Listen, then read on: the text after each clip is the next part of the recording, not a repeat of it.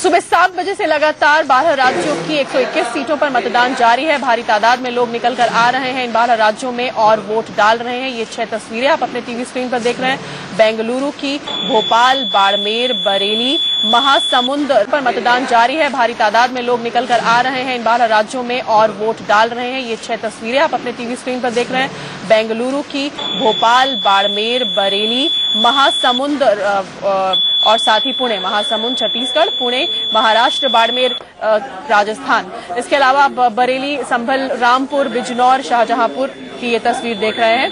UP के भी कई इलाकों में तकरीबन 11 सीटों पर यूपी की मतदान आज हो रहा है। उसमें कई अहम सीटें हैं जिसमें और ये अब आप बिहार से तस्वीरें देख रहे हैं। लालू और राबड़ी को एक साथ देख रहे हैं आप। मीसा भारती पाटलिपुत्र से चुनाव लड़ रही हैं। लालू प्रसाद यादव की बेटी रामकृपाल यादव उनके खिलाफ बीजेपी से लड़ रहे हैं। बेहद हाई प्रोफाइल और जबरदस्त ये मुकाबला है दोनों के बीच में। और चौथी तस्वीर आप देख रहे हैं सीपी ठाकुर की। हमारे साथ कुछ और खास मेहमान स्टूडियो में जुड़ गए हैं। हमारे साथ अजय उपाध्याय वरिष्ठ पत्रकार जुड़ चुके हैं इस बीच और दीपक रथ पत्रकार हमारे साथ स्टूडियो में जुड़े हुए हैं। अजय जी से एक कमेंट लूंगी। अजय जी, सुबह से हम जिस तरह से देख रहे हैं मतदान, भारी संख्या में लोग आ रहे हैं, विकास की बात कर रहे हैं, बदलाव की बात कर रहे हैं, आपका खुद का एनालिसिस क्या है अब तक के मतदान को लेकर इन राज्यों में? देखिए, जो एक बड़ा ट्रेंड डेमोक्रेसी के लिए बहुत अच्छी बात है वो ये है कि मतदाता जिस तादाद में बाहर निकल के आ रहे हैं, वोट कर रहे हैं, वो मुझे लगता है कि बहुत ही शुभ संकेत है हमारी डेमोक्रेसी के लिए।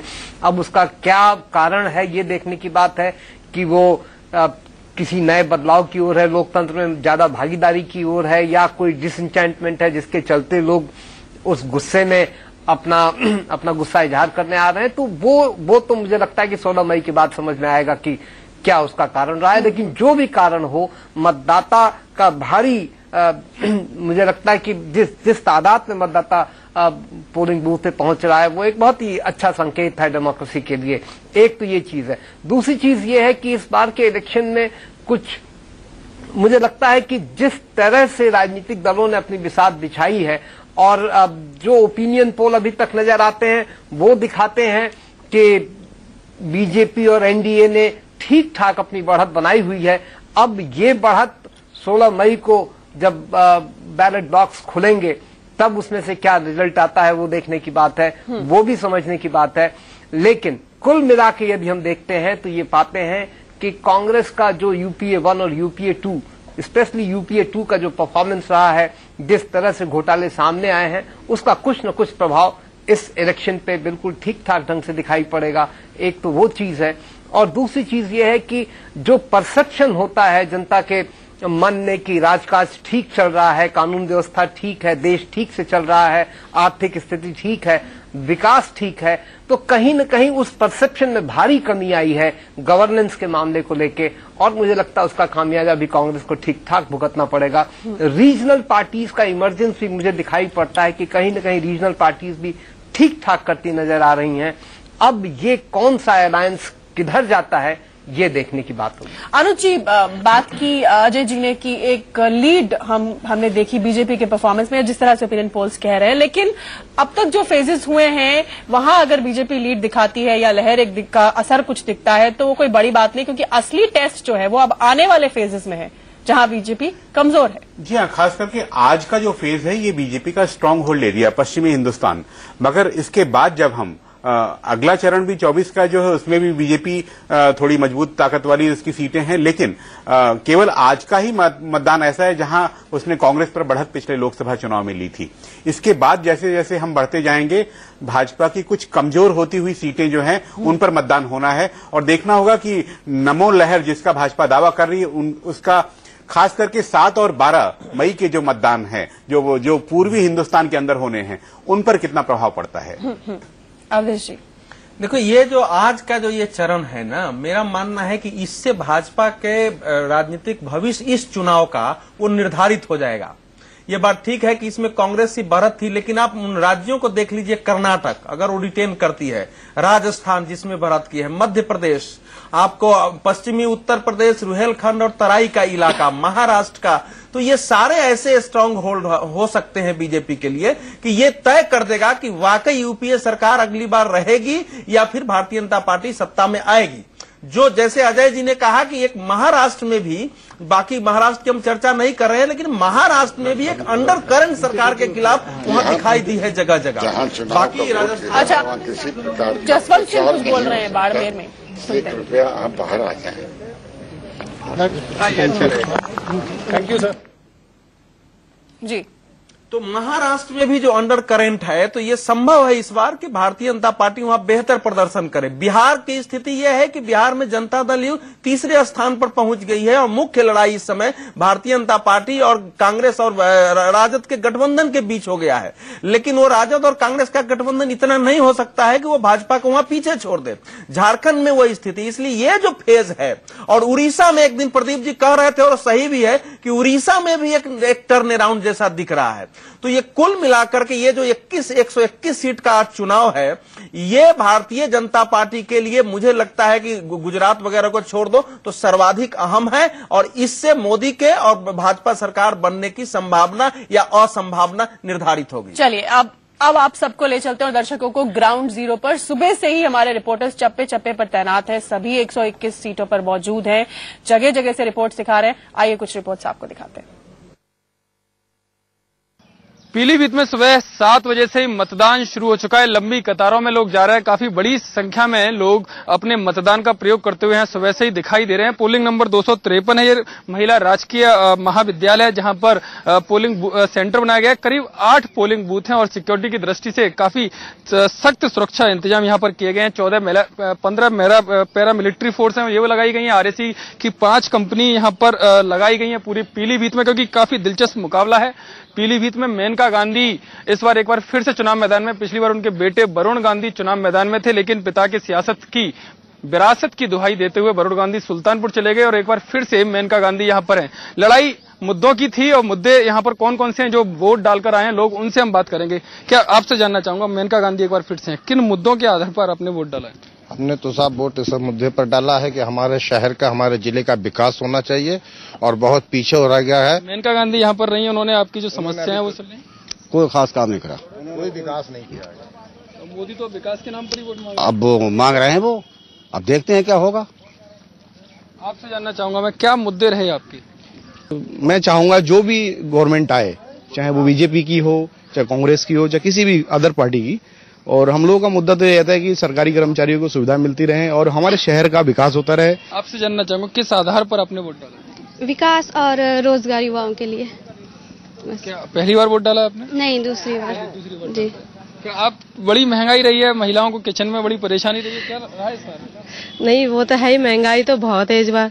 महंगाई कम करने के लिए ही जो सही रहेगा उन्हीं को वोट देंगे, अब वही चुने जाएंगे इसमें। पीलीभीत के मतदाता हैं जिनका साफ कहना है कि जो विकास करेगा उसकी सरकार बननी चाहिए और विकास के नाम पर ही उन्होंने यहाँ पर वोट डाला है। कैमरामैन नवनीत के साथ यतेंद्र शर्मा, इंडिया न्यूज, पीलीभीत। उत्तर प्रदेश में 11 सीटों के लिए मतदान शुरू हो चुका है। इस वक्त हम मुरादाबाद में हैं और आप देख सकते हैं यहाँ पर लाइन लगना शुरू हो गई थी, लोग वोट डालने के लिए बड़े उत्सुक हैं और काफी लंबी यहाँ पर लाइन लगी हुई है। हमारे साथ पहले वोटर मौजूद हैं जो सबसे पहला वोट डालकर आए हैं। हाँ। आप क्या सोचकर आज सुबह वोट डालने आए थे? ये सोच कर आए हैं कि भाई ये सरकार जो चल रही है इसको बदलना है, क्योंकि इसमें अच्छे काम नहीं करे, बड़ी बेटियों का इज्जत नहीं है, लॉ एंड ऑर्डर बिल्कुल खराब है, बड़ा बदलने के लिए आए हैं जिससे अच्छा सरकार आवे, बढ़िया काम करे। मुरादाबाद से पहले वोटर थे जिन्होंने वोट डाला। इसके अलावा आप देख सकते हैं यहाँ पर महिलाएं भी मौजूद हैं, बुजुर्ग भी मौजूद हैं, इसके अलावा युवा भी यहाँ पर काफी सारे मौजूद हैं। वोट डालना यहाँ पर शुरू हो गया है। इस लाइन में बुजुर्ग भी हैं, महिलाएं भी हैं। इसके अलावा अगर हम बात करें तो यहाँ पर युवा भी काफी सारे मौजूद हैं। लोगों का यही कहना है कि इस बार मुद्दों को ये वोट देने के लिए आए हैं, इलाके में विकास की बहुत जरूरत है। एक युवा हमारे साथ मौजूद हैं, क्या सोचकर सुबह सुबह वोट डालने आए हैं आप? जी, ये मेरा पहला वोट होगा और उद्देश्य यही है कि कुछ बदलाव ला सकते हैं तो वो कोशिश करी जाए। तो जो सिस्टम चला आ रहा है तो उसको बदलने के लिए अगर एक ऑल्टरनेटिव पार्टी आ सकती है तो हम उसको वोट देने की कोशिश करेंगे और उम्मीद करेंगे कि वो कुछ अलग करें जो 10 साल से पिछले होते आया है कांग्रेस सरकार के गवर्नेंस में, वो बदले और उम्मीद करेंगे कि ऑल्टरनेट पार्टीज कुछ अलग करें। पीलीभीत और मुरादाबाद की आपने तस्वीर देखी और रविशंकर प्रसाद बीजेपी के ये भी पहुंचे पटना में अपना वोट डालने। ये तस्वीरें आप देख रहे हैं उन्हीं की।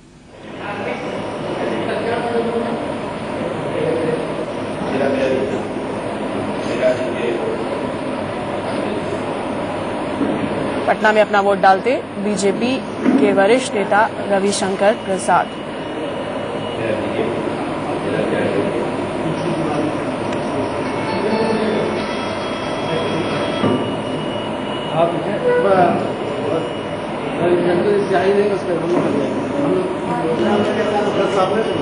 अवधेश जी, पटना साहिब में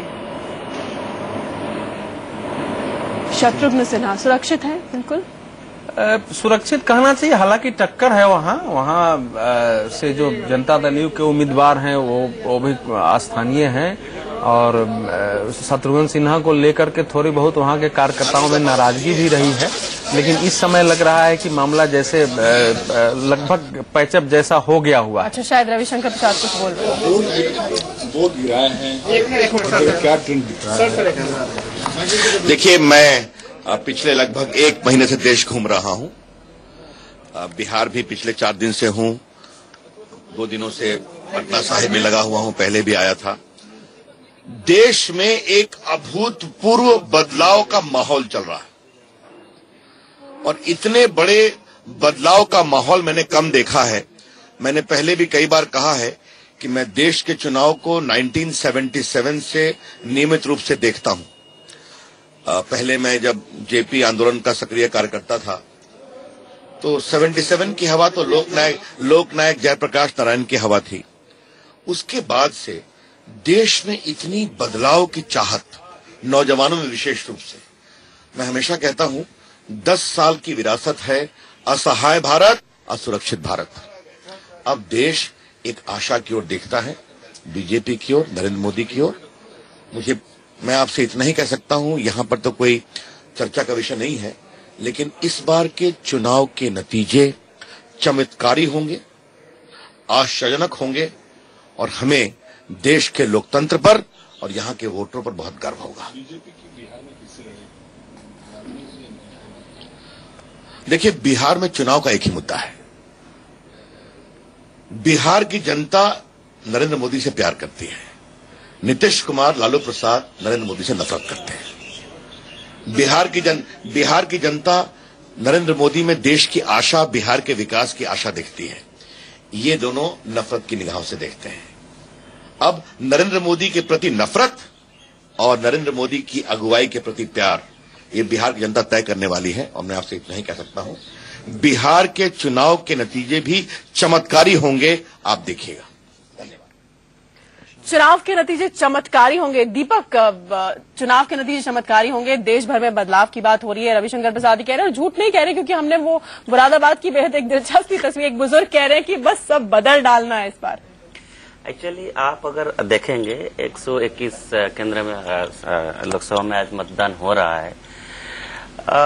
नीचे तक, आम जनता तक एक मैसेज चला गया कि देश को एक विकास की मार्ग पर ले जाना है, क्योंकि जैसे कैंपेन जैसे धीरे धीरे बढ़ता गया है, आप देखें कि ऐसा लगता है कि विकास बनाम विनाश, ऐसे मतलब एक कैंपेन मोदी ने छेड़ दिया है और वो आम जनता तक। विनाश से आपके क्या मायने? विनाश मतलब कि देश कैसे विनाश के रास्ते में चला गया है। आप इन्फ्लेशन कहिए, आप एग्रीकल्चर प्रोडक्शन कहिए, आप सुरक्षा की बात कहिए, आप मिनिमम फैसिलिटीज बात कहिए, जो एक एग्रीकल्चर प्रोडक्शन में तो हिंदुस्तान बहुत ऊपर गया हुआ है। पिछले 4-5 सालों से हर साल नया रिकॉर्ड बना रहा है। बट उसके बाद और एक्सपोर्ट मार्केट भी जितना 1.5 लाख करोड़ के आसपास का जो पिछले साल हुआ है, मेरे ख्याल से वो रिकॉर्ड रहा है हिंदुस्तान। लेकिन अनुज जी, फिर किस विकास की बात जनता कर रही है जो उसे नहीं दिख रहा?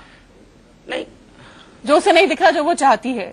दरअसल महंगाई और भ्रष्टाचार ने पिछले 5 सालों में। इस पर चर्चा करेंगे एक छोटे से ब्रेक के बाद। ब्रेक के बाद मैं आप ही के पास आऊंगी और तमाम हमारे पैनलिस्ट मौजूद हैं हमारे साथ, और साथ ही ग्राउंड जीरो से हर एक सीट से एक रिपोर्ट आप तक पहुंचाएंगे एक छोटे से ब्रेक के बाद।